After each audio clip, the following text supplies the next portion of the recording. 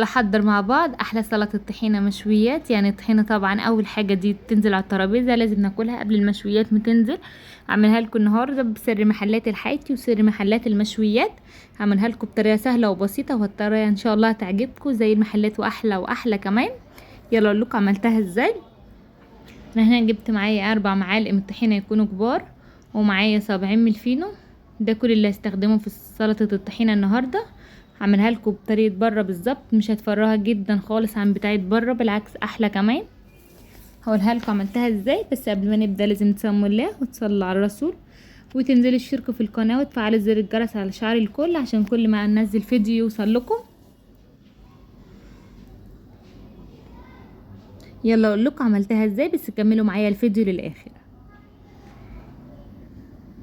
هنا بقى هبدا اشيل الطحينه كده على جنب، وهجيب طبق فاضي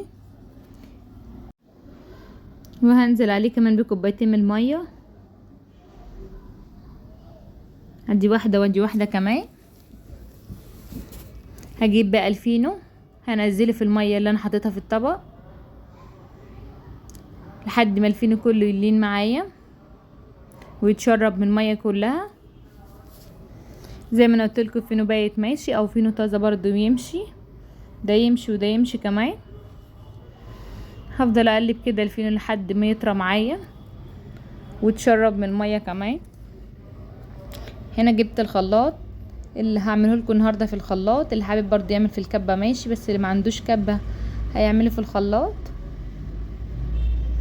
هبدا بقى كده اعصر الفينو، انا مش هعصره جدا، هسيب فيه حبه ميه صغيرين، انا مش عايزاه اعصره قوي لدرجه ان ينشف معايا، عشان الطحينه مش هحط فيها اي ميه خالص. وهنزل بقى بالطحينه عليها.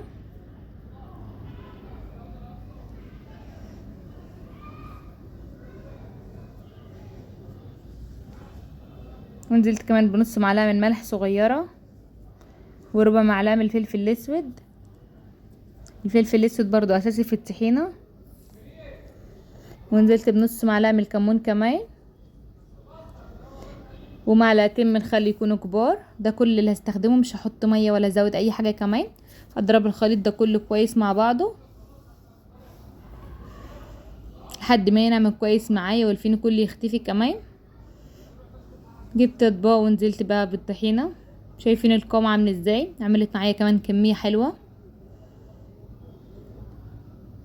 تكفي فردين واربع افراد كمان. وزينتها بالشكل ده.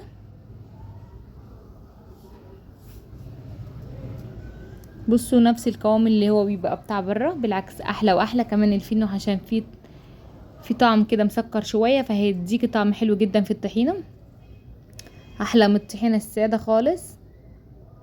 فهو ده السر اللي بيعملوه بره في المحلات، عملته لكم النهارده وقلت لكم عليه. انا كده والله الطحينه دي انا بعتمد عليها على طول، جربوها زي ما انا مجرباها.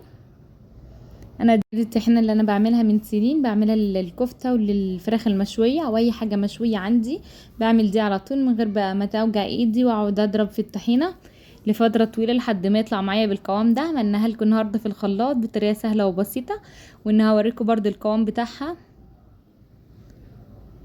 جربوها من هنا ورايحه تشتري المشويات بس، والطحينه انت اللي هتعملها في البيت بكمية حلوة وكمية كبيرة كمان، وهتكفي افراد كتير. بصوا ب70 فينو و4 معالق من الطحينة عملنا كمية كبيرة وهتكفي افراد كتير.